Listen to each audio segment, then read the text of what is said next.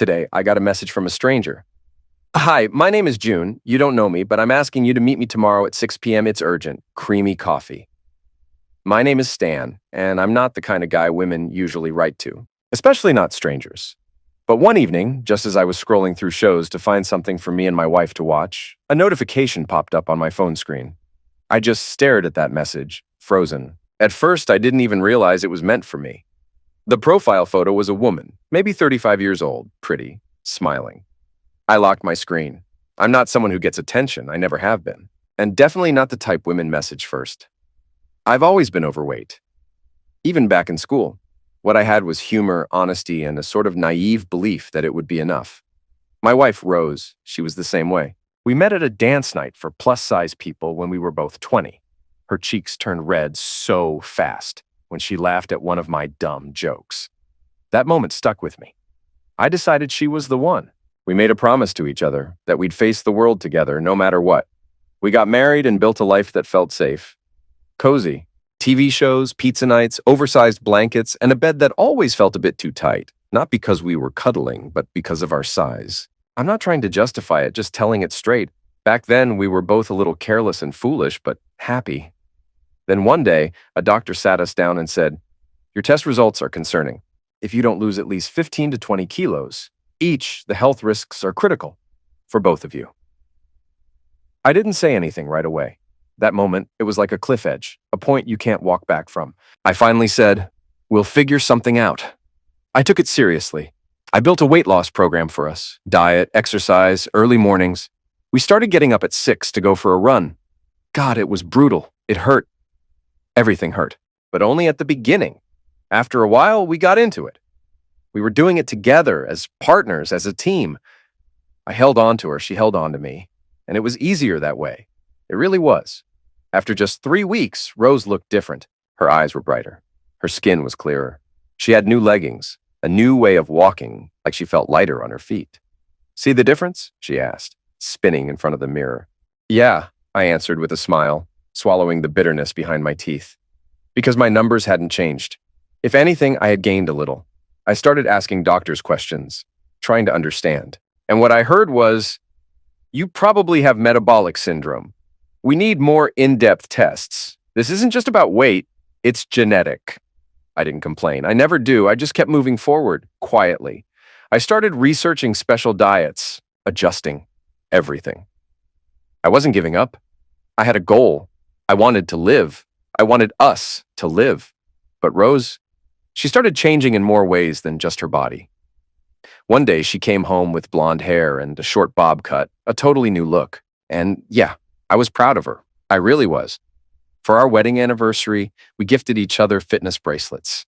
It felt sweet, like we were really doing this as a team looking out for each other's health. Rose got more and more into fitness. She'd even go to the gym twice a day sometimes.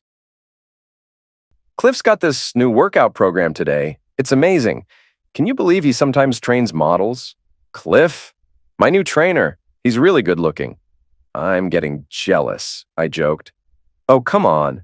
He's got tons of clients and they're all obsessed with him. He says, I've got real potential." Well, what could I say? I was genuinely happy for her, and I kept on trying to lose weight. I spent the entire next day thinking about that strange message from June.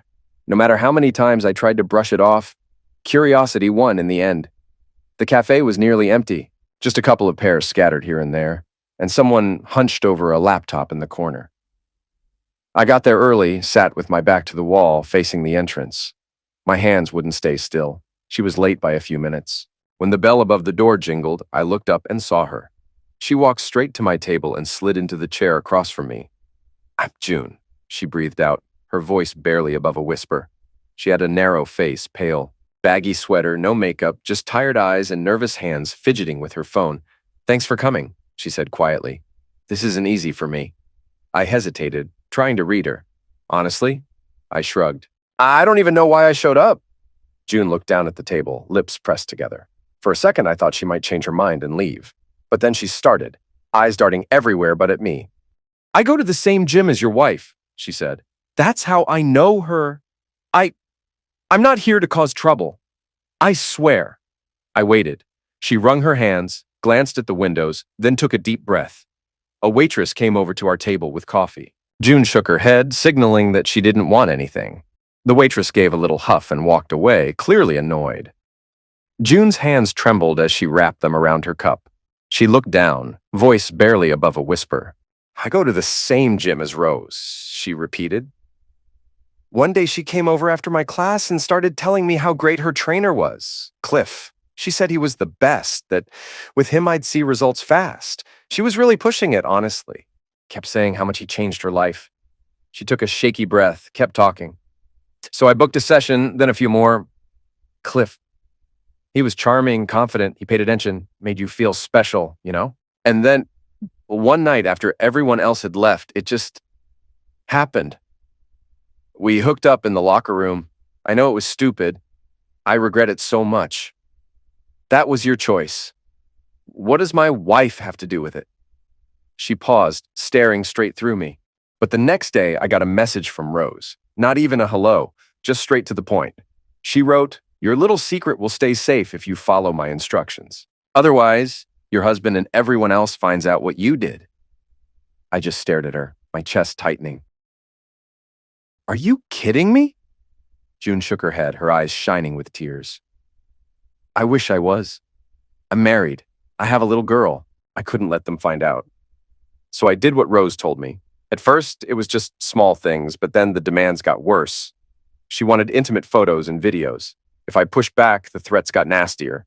I didn't want to, but I felt like I had no choice if I wanted to protect my family." She looked like she was about to break. That's when the blackmail really started. They're working together. "I know how crazy it sounds, but please, you have to believe me." My hands clenched into fists under the table. My mouth was bone dry. The room felt like it was tilting. Was this woman crazy? "That's it. I'm done." I stood up, pushing my chair back. "Goodbye." "Wait." June fumbled with her phone and showed me a string of messages. The texts were filled with threats, instructions, but the number was unlisted, just a random set of digits. "And how do you even know this is Rose?" "That could be anybody. It's not even her number." She shook her head, desperate. "Trust me, it's her. She's smart about this. She even talked to me in the locker room, said things that matched the messages. She's just careful. Please, you have to believe me." I looked at her for a long moment. "I don't." June's face crumpled. "Please, wait. There's something else." She looked me in the eyes, voice shaky, like she was afraid of what she was about to say. "They're lovers." My stomach flipped. "Who?" "Your wife and Cliff. They're together. Lovers and partners in all this. That's why I came to you. Please, help me stop them." "I can't do this anymore. I can't." Her voice broke and tears spilled over her cheeks. She started crying, so raw and real, it almost made me believe her, but I couldn't. My head was spinning. "I'm sorry, this is insane," I muttered, grabbing my coat. "I don't believe any of it." I turned and walked out, leaving June sobbing at the table behind me. But after that meeting with June, I couldn't stop watching Rose. I mean, really watching her. Every move, every word, every little change in routine. The whole story June told me sounded insane, sure. But what if some part of it was true? The thought got into my head and just started eating me alive. I tried to shake it. For days, I told myself, it's nothing. Rose is your wife. She'd never. But the seed of doubt was already growing and I couldn't get rid of it. I started noticing things I'd brushed off before, like how Rose suddenly had these expensive branded clothes, Lululemon leggings, fancy running shoes, even a real leather purse, stuff she never would have spent money on before. She'd come home from the gym, glowing and breathless, and she always had something new.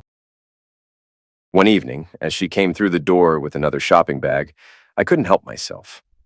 New jacket. I tried to sound casual, but I could hear the tightness in my own voice. She smiled, shrugged, didn't quite meet my eyes. "Yeah, Mom sent me some money for my birthday," she said, tossing the bag on the table. I nodded. "Didn't your mom give you a necklace last month too?" Rose laughed, waving her hand like it was no big deal. She's been generous lately. Wants me to treat myself." I wanted to believe her. God, I really did. For years, I never had a single reason not to trust her. But now every answer felt rehearsed, too quick, too easy. A week later, I found a receipt from some boutique stuffed in her gym bag.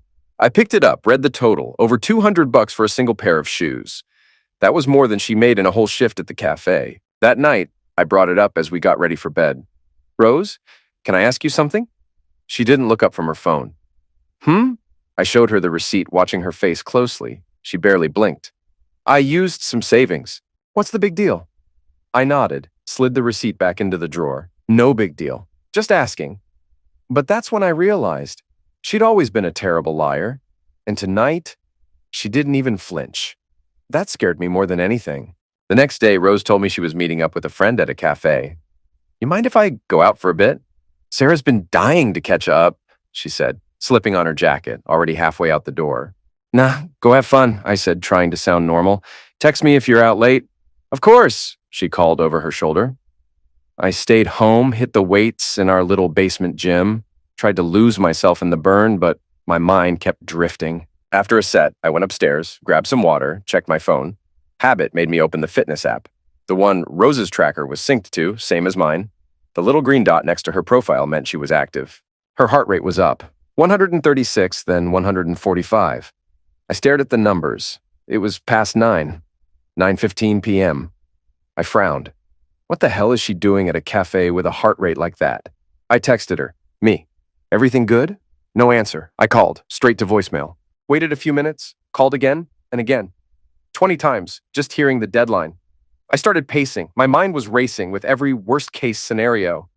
By the time I heard the door unlock, it was almost midnight. Rose stepped in, cheeks flushed, hair a little messy. There was a brightness in her eyes I hadn't seen in a while. I caught a whiff of something. Perfume, sweat, something else I couldn't place.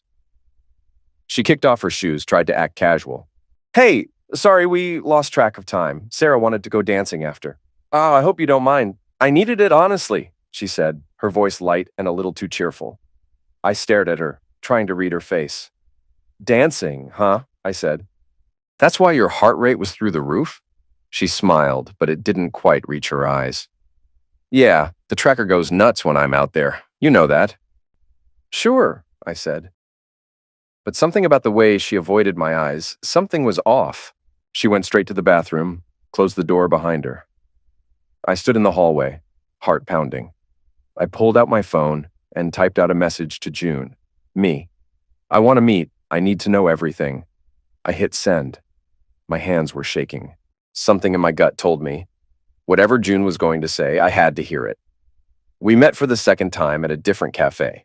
A tiny hole in the wall, no security cameras, no nosy waiters hovering around. This time, I didn't come as some shell-shocked husband. I was there as a man who needed the truth. June sat across from me, nursing a cup of tea. She looked nervous, but I didn't have patience for small talk. You still got the number they used? I asked, keeping my voice low. She nodded, pulled out her phone, and scrolled for a second. Then she showed me a screenshot, a regular cell number. No name, just digits on the screen. I nodded, took out my own phone, and wrote it down in my notes. All right, how often did they text you? What exactly did they ask for? June bit her lip, stared down at her cup. Her voice shook. I had an affair with Cliff. Well, it wasn't really an affair. We slept together once. She hesitated, shame all over her face. After, I found out he'd filmed it. He said if I didn't do what they told me, he would send that video to my husband. He'd go public. I panicked. I couldn't let that happen. What are they making you do? I asked, my stomach turning with disgust at all of this. I have to film explicit videos, she said quietly. Sometimes in the bathroom, sometimes in the bedroom when my husband's not home. June was trembling now, barely keeping it together. I don't think I'm the only one. I really don't. I think they're blackmailing other women too. I saw Rose talking to other women at the gym and introducing them to Cliff. She looked back at me, her expression pleading. She pushes them toward Cliff. After what happened to me, I started noticing it all the time. The pattern. I think they're working together, like a team. She rubbed at her eyes, her voice cracking. God, I feel so stupid for not seeing it sooner. I want it to stop. I want them to leave me alone. I didn't interrupt, didn't try to comfort her. I just listened and took notes, stone-faced. Inside, my mind was racing. Everything she said lined up, made too much sense to be random. A plan was already forming in my head. This was way bigger than a messy affair or a broken marriage. This was something criminal, something I couldn't just let slide. I looked June in the eyes, calm but cold. All right, I need you to keep every message, every detail, and don't tell anyone we met, not yet. Understood? She nodded, wiping her eyes. I got up, left cash for both our drinks, and walked out, the number burning a hole in my pocket and a storm starting to build in my chest. That same evening, I started digging into Cliff's background. I found him on social media. His handle was Cliff Fit Mentor. Profile picture, just his torso flexed. Tagline, be the version of yourself others want to see. Made my skin crawl. Turns out he worked at several gyms around the city. The guy was in demand, booked solid all the time. For a few nights, I waited for him outside the gym. He drove a brand new black Dodge Charger, way out of budget for your average fitness trainer. One night, I tailed him to the edge of town. He pulled up to this huge house, big pool, 3 satellite dishes, garage packed with 2 more cars. Not the kind of life a personal trainer could afford. After 10 p.m., another car pulled up. A woman got out. She was dressed in a seductive dress and high heels. The woman looked excited and nervous, maybe even a little anxious. Was she another one of Cliff and Rose's victims? I watched as she slipped off her wedding ring and shoved it in her pocket. Then she finally pressed the buzzer and disappeared inside. That's when it really hit me. June was telling the truth. This creep was using women, playing games, probably making money off every bit of it. And the worst part? My own wife was probably involved. My Rose. I decided I'd dig from both sides. I'd gather evidence against Rose and against Cliff. I'd prove once and for all that they were lovers. I had a lot of work ahead of me, and I realized I couldn't do it alone. I was going to need help. I texted Lori. Me, I need to see you. It's urgent. Lori, my old classmate. We'd been friends forever. There was a time I had a thing for her, but I never had the guts. Then Rose happened. We met up at a quiet coffee shop. Lori showed up in her usual style. Sharp eyes, half a smirk, like she was already 3 steps ahead of everyone else. She slid into the booth, gave me a look. You look like hell. What's up? I leaned in. My voice was low. It's about Rose and her new life at the gym. She arched an eyebrow. Don't tell me she's cheating with her trainer. Classic. It's more than that, I said, fingers gripping my mug. Rose gets close to women at the gym. Then she introduces them to Cliff. He seduces them. She records it. Then together they blackmail the woman, force them to make intimate videos, put them on OnlyFans. Every new video is more leverage. It's a cycle. Lori blinked. For once, she didn't have a snappy comeback, just sat there turning it over. You want me to get close, catch them in the act? She asked, sipping her coffee like it was nothing. Only if you're not scared. She grinned, her eyes lighting up. Are you kidding? This is the most interesting thing to happen to me all year. They deserve to go down. A few days later, Lori called me. I signed up for Rose's gym, she said. I wore the tightest leggings I could find, and a top with a real deep V. I played the part, married, a little naive, just desperate to lose weight before my anniversary trip. You should have seen how fast Rose zeroed in on me. She started telling me how great Cliff was, how he could change my life. You recorded it? I asked. Every word. Listen, she played me a clip. Rose's voice was clear, almost rehearsed. Rose, you've got to meet Cliff. He's the best trainer I've ever worked with. He's totally changed my body. You'll see results so fast, Lori. Trust me. Lori, he sounds amazing. Is he taking new clients? Rose, he always has room for the right kind of woman. I think you'd be perfect. As I was listening, Lori's phone buzzed. She glanced at it, smirked, and slid it across the table. A message from Cliff. Hey, Lori, saw you at the gym today. I have a feeling you've got real potential and a beauty that just needs a little confidence. How about a private session? My treat.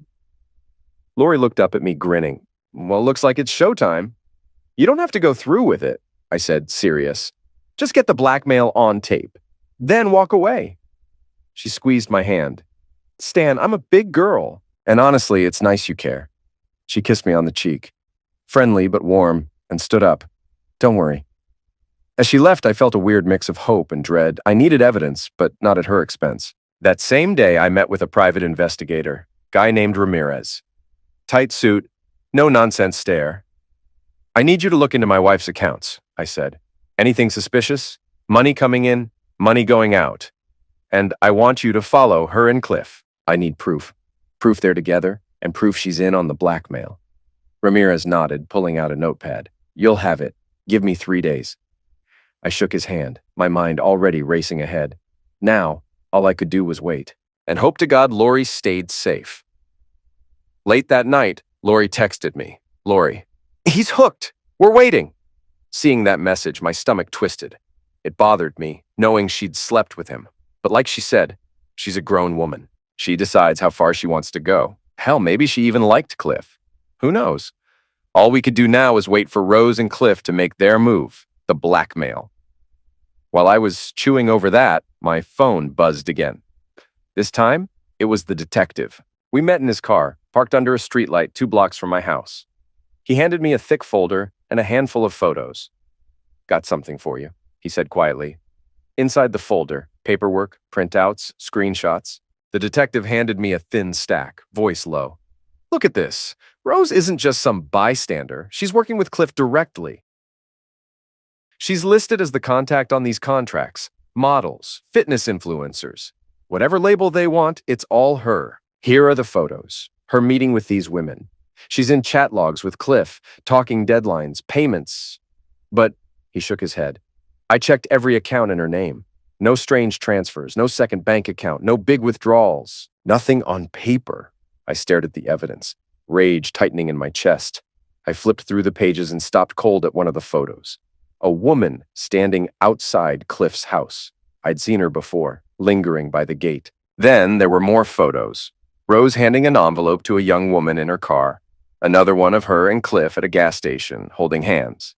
Kissing. That one hit hardest, like a punch to the gut. I turned page after page, every new detail cutting deeper than the last. By the end, my hands were shaking, but now I had everything I needed. And now, for the first time, I knew exactly how this was going to end. After the meeting, I drove home. Rose was still out. The house was too quiet, every shadow sharper than usual. I tore the place apart. Drawers, closet, every folder and box she'd ever hidden from me. Looking for cash, maybe hidden envelopes, anything. Then, in the back of her old jewelry box, I found a slip of paper. 12 random words. Below it, a string of letters and numbers. A crypto wallet address.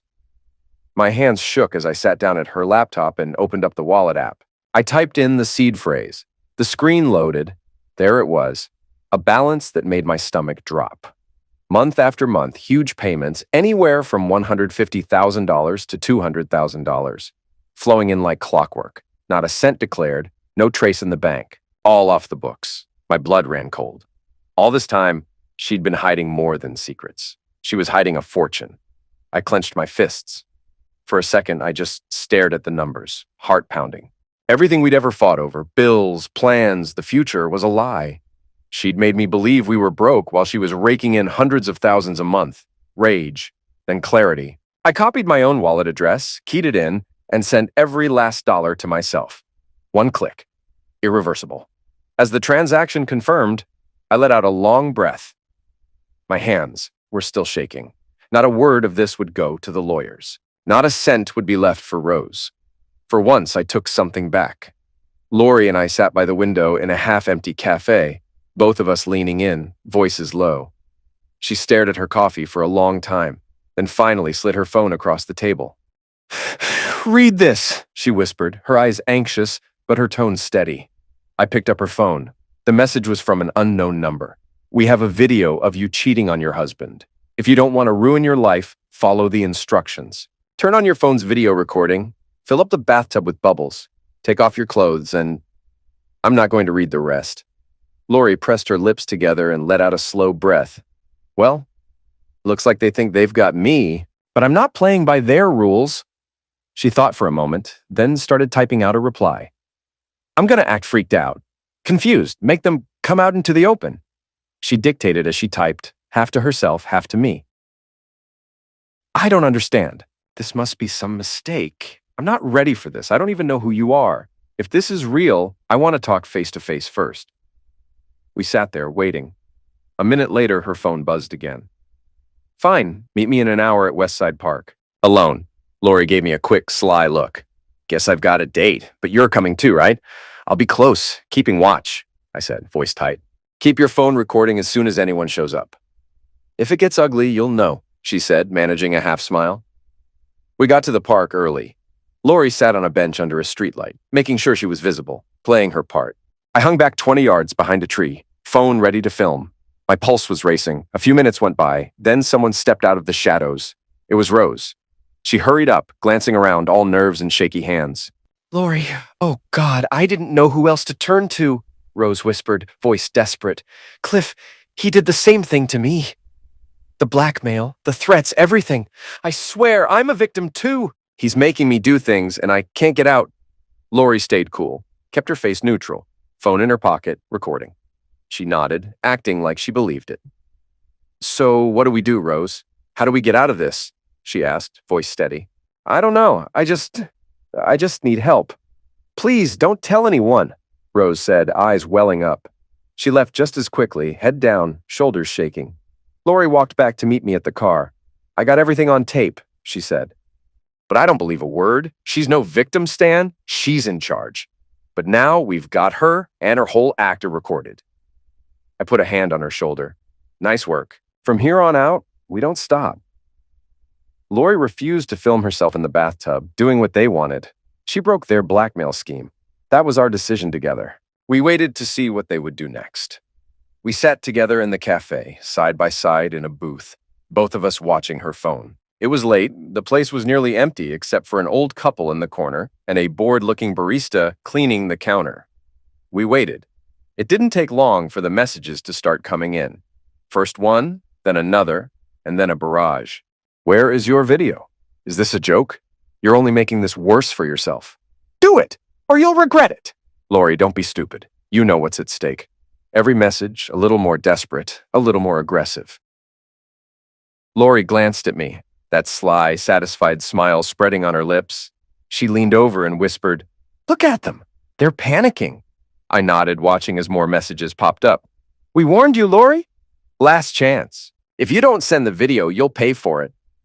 Lori let out a low laugh, calm and steady. They're yours now, Stan.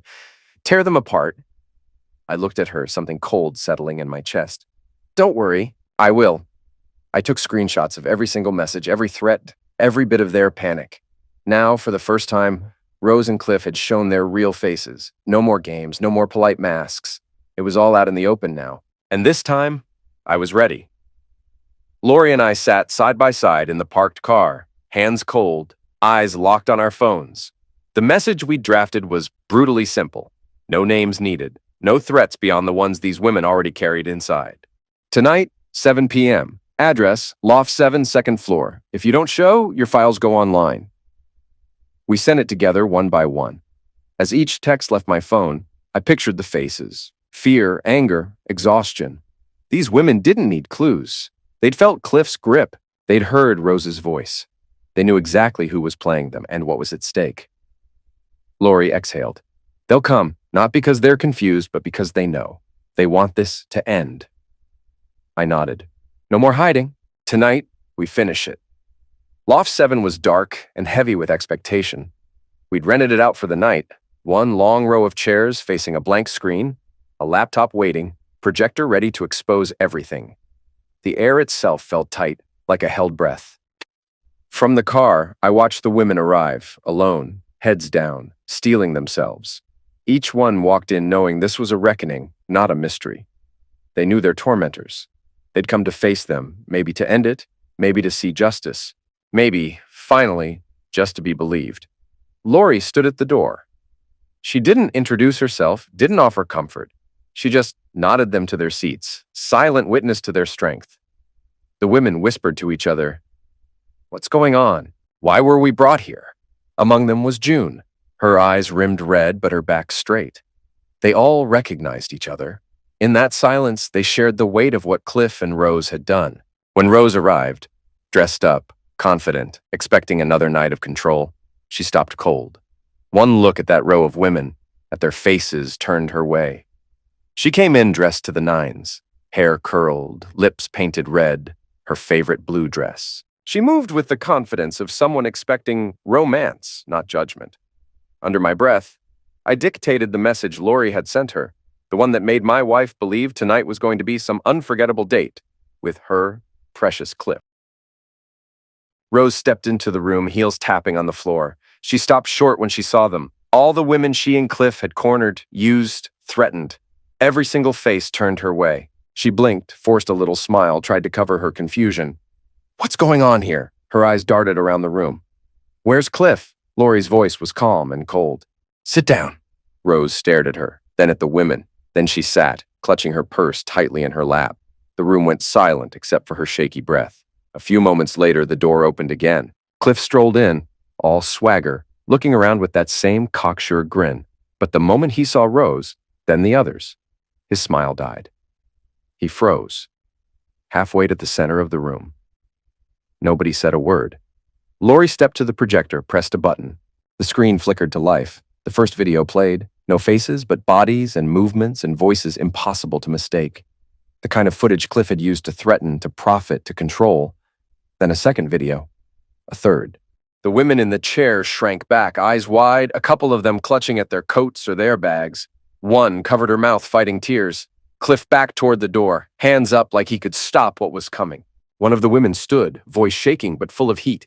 "You threatened us, used us." Another woman got up, eyes burning holes through Rose. "And you helped him, you witch. You made it all possible. I'm not guilty. He used me just like he used all of you. He forced me. He blackmailed me." Rose tried to defend herself. Cliff shook his head, voice hard and loud now, finally snapping. "Don't put this all on me, Rose," he barked, eyes blazing. "This whole scheme, it was your idea. You started it. We did this together. Don't you dare stand there and act like you're innocent." The room went silent. All the women stared, first at Cliff, then at Rose as the truth came out in the open. Rose's eyes filled with panic, a flash of anger, then that same cold calculation. "Cliff, stop! Don't twist this! You were the one who took it too far, you—" Cliff cut her off, voice rough, desperate. "You wanted the money as much as I did! You set it all up. You're not the victim here, Rose. Not tonight." One woman scoffed from the back, her voice sharp. "You're both monsters. You both deserve to pay." Another woman, voice barely above a whisper. "I almost killed myself because of what you two did to me." A hush fell over the room, heavy and real. Rose crumpled, slumping back into her chair, her mask shattered. For a moment, Rose and Cliff just glared at each other, their whole twisted partnership laid bare for the room to see. Lori stepped between them, her voice quiet but unbreakable. "You can turn on each other all you want. Tonight, it ends for both of you." And for the first time, neither of them had anything left to say. At that moment, the door's lock clicked. Heavy footsteps. 5 men entered the room. The first walked straight past everyone, shoulder stiff, jaw clenched, and stopped in front of a woman in a beige sweater, June. She shrank into her chair, eyes wide, bracing. He looked down at her, voice hoarse, shaking with something deeper than anger. "Why didn't you tell me?" he said quietly. June's eyes filled with tears. She covered her mouth, voice breaking. "I was trying to protect our family," she whispered, the words dissolving into sobs. The other man stood frozen by the row of chairs, staring hard at his wife. He swallowed, then spoke, voice cold as stone. "Beth, I can't forgive this. Not ever." He turned sharply and walked out, his wife scrambling after him, calling his name, desperate, lost. And then everything exploded. June's husband, red-faced and trembling, turned and punched Cliff straight in the gut. Cliff doubled over, gasping. The second man swung, catching Cliff hard in the jaw. He collapsed, arms up, trying to shield himself as shouts echoed. Someone kicked Cliff in the side. Women screamed, some crying, pleading for their husbands to stop. "Don't! Please! He's not worth it!" "Stop it! You'll go to jail!" Cliff managed to roll away, blood running from his mouth. He staggered up, shoved a chair aside, toppled the tripod with a crash, and bolted for the door, leaving chaos and silence in his wake. For a long moment, no one moved. Everyone's breath was loud, ragged, desperate. Lori looked toward the hidden camera, voice soft but sure. "We got everything. Every last bit." From outside, I spoke into my mic, watching through the monitor. "Not everything."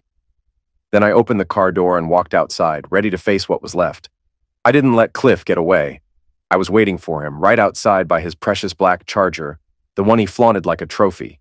He came barreling out the door, wild-eyed, blood still smeared across his mouth. Didn't even see me coming. I stepped out of the shadows and met him with a right hook, hard, sharp, straight to the jaw. There was a sickening crack. Cliff's eyes rolled back. For a split second, he was out, dead weight in my hands. He crumpled to the ground, face first on the pavement. I stood over him, chest heaving. The world seemed to hold its breath.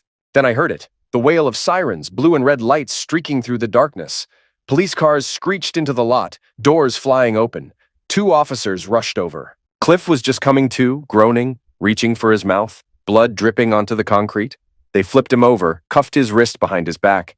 He didn't even fight, just slumped, defeated, muttering under his breath. Inside, chaos spilled out onto the curb, women clutching each other, still crying, husbands standing between them and the world.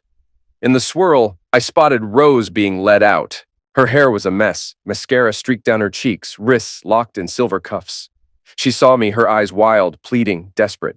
She tried to twist toward me as they marched her past. "Stan, please! This isn't what you think. I can explain. I just stared her down, my voice low and even, full of everything I'd held in for too long. "This is just the beginning, you lying witch," I said quietly, so only she could hear. She stumbled, mouth open, tears streaming. The cops pulled her away, into the night, into her new life. One she'd built herself, one lie at a time. The parking lot buzzed with sirens, radios, the flash of cameras as evidence was gathered. But for the first time in years, I felt steady, grounded, whole.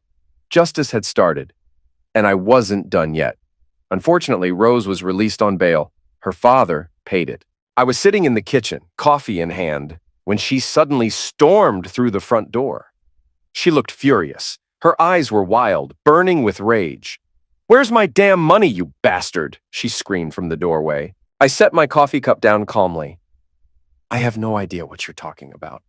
She stormed over to me, her breath sour, her body reeking of sweat and unwashed skin. Her hair was a tangled mess. She looked like a witch, plain and simple. "Don't play games with me. Where did all the money from my crypto wallet go?" She spat, flecks of saliva hitting my face. I just stared at her, feeling nothing but disgust. Even looking at her made my skin crawl. She slammed her fists on the table, voice rising, desperate and hysterical. "You stole it! I know you did! Give it back! That money's mine!" I stood up, looking her in the eye, voice low and steady. "That money was never yours. It belonged to the people you hurt. You're not getting it back." Rose glared at me, chest heaving, hands shaking in fury. "I swear, Stan, you'll regret this. I'll ruin you. You have no idea what I'm capable of." I didn't flinch. I didn't say another word. I just walked past her, leaving her standing there, alone with her anger and the mess she'd made of her life. And for the first time, I felt absolutely nothing. I couldn't stay under the same roof with Rose for even another minute. I packed my things in 10 minutes flat. Leaving everything behind and walking out was the only thing I could do. I didn't even think about where I would go. I just got in the car and called Lori. "Can I stay with you until the trial?" I asked quietly, almost embarrassed. "Come over," she said without hesitation. Her place was quiet. She just set the kettle on the table, and we sat together in silence in the kitchen. The end was near, but it wasn't going to be easy. It was time to get ready for the fight. The trial of State of New York versus Cliff Roberts and Rose Miller took place in courtroom number 4 of the county courthouse. The air was thick. This was more than just a trial. It was a reckoning. At the heart of the case, blackmail, distribution of intimate content without consent, conspiracy to commit sexual exploitation, invasion of privacy, and unlawful enrichment. The room was silent. You could feel every breath. Rose sat with her eyes lowered, a shadow of the woman she once was. Cliff nursed his bruised jaw, his arrogance replaced by sullen defiance. The prosecutor stood, voice steady, documents in hand. "Your Honor, more than a dozen women are ready to testify. We have their confessions, their pain, on video. Every action taken by Mr. Roberts was deliberate, premeditated. The defendant, Miss Miller, was no bystander. She didn't just know about Mr. Roberts' scheme. She recruited the victims, opened their accounts, coordinated every move. She was a full accomplice." Rose's lawyer shot to his feet, scrambling for a defense. "My client was unaware of the videos, Your Honor. She believed she was helping create fitness content, motivational photos, nothing more. She trusted a man she loved. She never meant to harm anyone." The prosecutor didn't flinch. He laid contract after contract on the judge's bench. She received 40% of all profits from the adult platform, Your Honor. The funds went straight to a bank account under her maiden name. We have video of her personally delivering payment envelopes. She appears in chat logs issuing deadlines to these women. A murmur ran through the courtroom as the screens lit up with fragments of video evidence, blurred faces, disguised voices, but every detail painfully clear. As one of the victims broke down, sobbing on the stand, Cliff suddenly tried to cut in, his voice desperate and defensive. "That's not how it happened! She's lying! She came on to me! She seduced me!" But the judge slammed the gavel down, voice booming. "You will remain silent until called upon." But Cliff wouldn't stop. "She sent me all those explicit videos.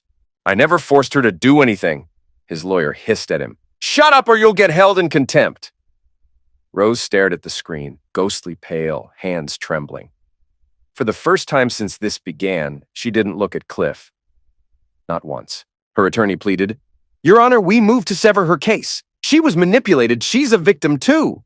But the judge shook his head, voice unwavering. "The motion is denied. This case will proceed to a jury trial.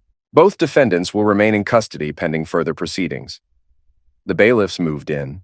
As they escorted Cliff and Rose from the courtroom, Rose suddenly stopped, her eyes searching the crowd, until they landed on me. She hesitated, then whispered, barely loud enough for me to hear, "I loved you."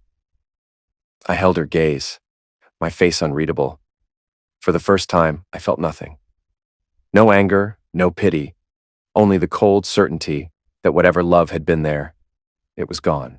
Without a word, I turned away, and behind me, the courtroom doors slammed shut on the past. The next day, court was in session again, this time for our divorce. I was ready to go all in. Stan Miller versus Rose Miller. The hearing lasted less than an hour, but there was more on the table than just the end of a marriage. I didn't want anything except the truth and peace. But in the paperwork, there was much more. My attorney stood, voice crisp and clear. "My client has suffered severe distress as a result of manipulation, infidelity, and Mrs. Miller's participation in a criminal scheme involving blackmail," my attorney finished. Rose sat across from me in a plain business suit, no jewelry, face empty, drained of excuses. For a long moment, she was silent. Finally, she spoke, her voice low, almost pleading, barely above a whisper.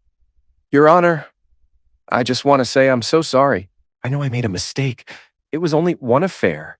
Only one man in all these years. I lost my head. Please, please, Stan, can't we just try again? Just one more chance.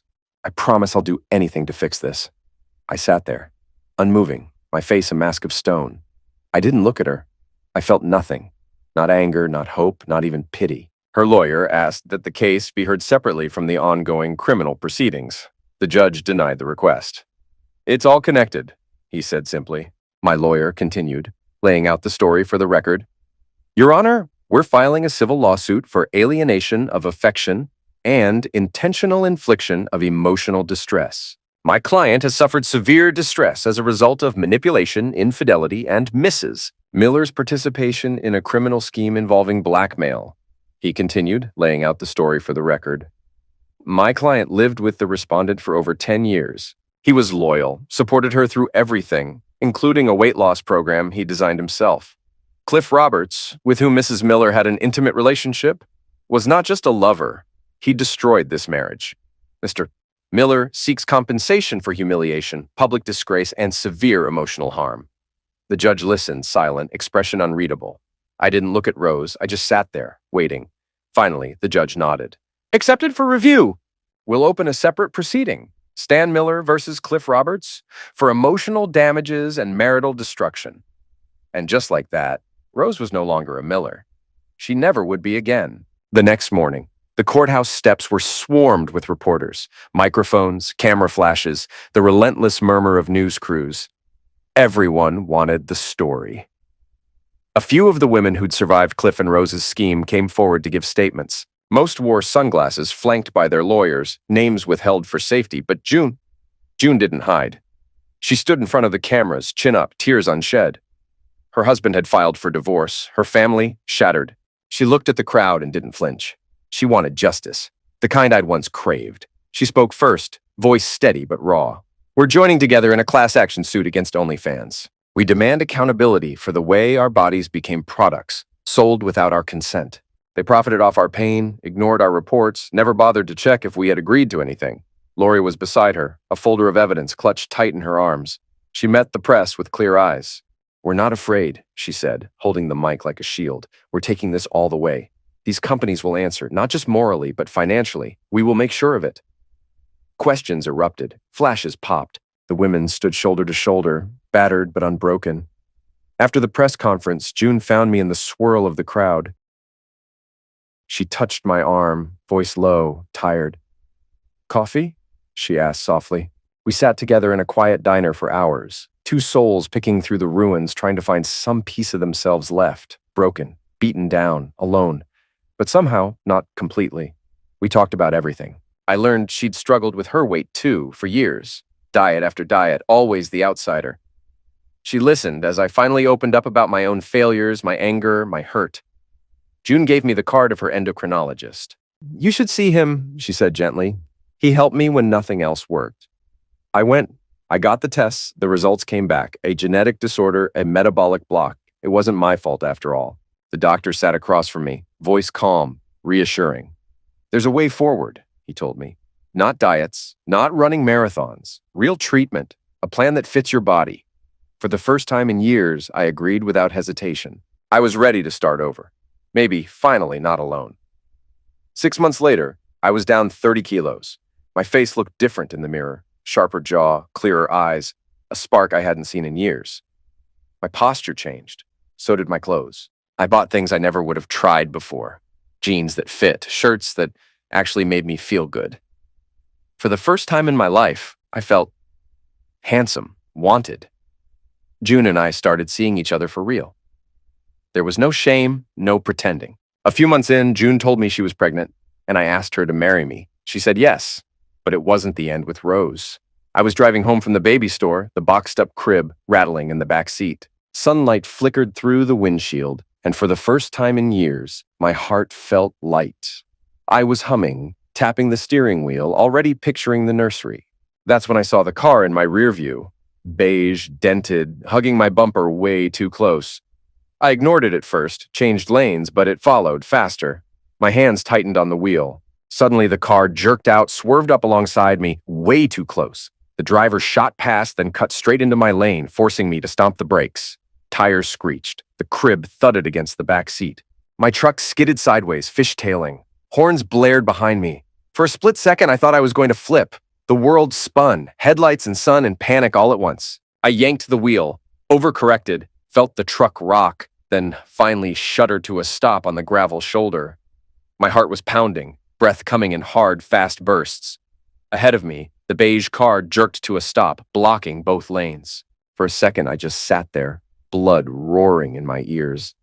Then the driver's door flew open and someone stumbled out. I didn't recognize her at first. She was huge now, her body ballooned back to the size it used to be, bigger even. Her hair was greasy, dark roots showing, tangled around her shoulders. Her shirt was stretched thin, stained down the front with dark red and yellow. Sweatpants sagged around her hips. It was Rose. Empty burger wrappers and fry cartons spilled out of the car behind her as she stomped toward me, face blotchy, eyes wild. "You!" she shrieked, voice hoarse. "You did this to me, Stan! You ruined my life!" She hurled her milkshake. The cup burst against my windshield, white and sticky, dripping down the glass. She slammed both fists on my hood. "Look at me! I had everything! We were happy! I was loved! Now look at me! You destroyed everything! You think you can just walk away? Live some perfect little life? Start over with her?" She was sobbing now, tears streaking through smeared mascara, bits of ketchup in her hair. "You ruined me, Stan! You robbed me! You left me with nothing!" "Nothing!" Rose slammed her fists on my hood, milkshake dripping down my windshield, sobbing and screaming. I pushed open my door and stepped out, heart still pounding, but I faced her, steady, almost calm. I wiped some of the shake off with my sleeve, looking her dead in the eyes. "Rose," I said, voice low but firm, "you did this to yourself. You lied. You betrayed everyone who cared about you, and you kept digging the hole deeper. I tried to save us. You burned it all down." She let out a guttural cry, fists clenched, face red and streaked with tears. No, you never understood. You just left me. Left me with nothing. I was desperate. I shook my head, voice colder now. No, Rose, you were selfish. You wanted more, no matter who you hurt. You can blame me all you want, but you made your own choices. She started to say something, but her voice broke, swallowed by another wave of sobs. She staggered back toward her car, tripping on a pile of wrappers. Just then, blue lights flashed behind us. A highway patrol cruiser pulled up, blocking her in. An officer stepped out, hand on his belt. "Ma'am, what's going on here?" he called. "She attacked me," I said quietly, holding up my hands. "She cut me off, threw stuff at my truck." The cop glanced at the milkshake dripping down my hood, at Rose, wild-eyed, shouting, waving her arms. He called for backup, then approached her car. "Ma'am, I need you to step out and talk to me, now." Rose kept screaming at me as the officers gently but firmly led her aside, cuffed her hands, and started questioning her. She kept trying to twist around, shouting, Stan, tell them! This isn't fair!" I just stood there, watching as they put her in the back of the cruiser, her voice finally fading. When they drove away, the world went quiet for a moment. I took a deep breath, wiped the last of the milkshake from my jacket, and let out a long, shaking sigh. Thank God, I thought, she's not my problem anymore.